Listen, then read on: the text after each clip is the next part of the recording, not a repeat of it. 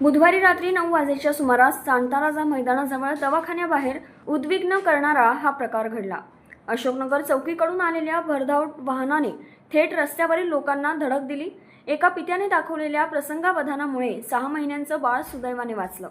मात्र या धडकेत पित्याचा पाय फ्रॅक्चर झालाय। आम्ही उभे होते, आम्ही दवाखान्यात आलो होतो। माझे मिस्टर माझ्या बाळाला फिरवत होते, उभ्या माणसाला तो चिरडून निघून गेला। त्याच्या पायाला फ्रॅक्चर होऊन गेला, माझ्या बाळाला लागला। पोलीस चौकी ते पपया नर्सरी दरम्यान अनेकांना उडवत हे अज्ञात वाहन त्र्यंबकेश्वरच्या दिशेने पसार झालं। घटनास्थळी सातपूर पोलिसांनी धाव घेत सीसीटीव्ही फुटेजच्या आधारे तपास सुरू केलाय।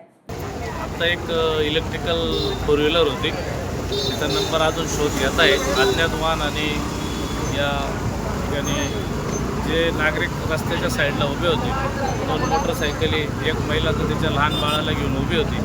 तो जसा वरून आला त्या स्पीडमध्ये त्या दोन्ही गाड्या ठोकून फोर व्हीलरला ठोकलं। परत त्याने ती गाडी रिटर्न गिअर मारून कुठल्याही नागरिकाचा त्या लहान बाळाचा न विचार करता तो लगेच सरळ मार्गे पपया नर्सरीकडे गेला। आत्ताच कोणतरी पपया नर्सरीकडनं पण आले, त्यांनी पण सांगितलं तिथं पण त्यांनी 2 गाडी निवडवलेल्या आहेत। आपण पोलिसांना फोन केला आहे, आता यंत्रणा आलेली आहे। 10 ते 15 मिनटं त्या गाडीचा शोध घेणार आहे आणि त्याला कडक कारवाई करून त्याच्यावर गुन्हा दाखल करण्यासाठी आपण आदेशित केलेले आहे। न्यूज डेस्क, आपलं नाशिक।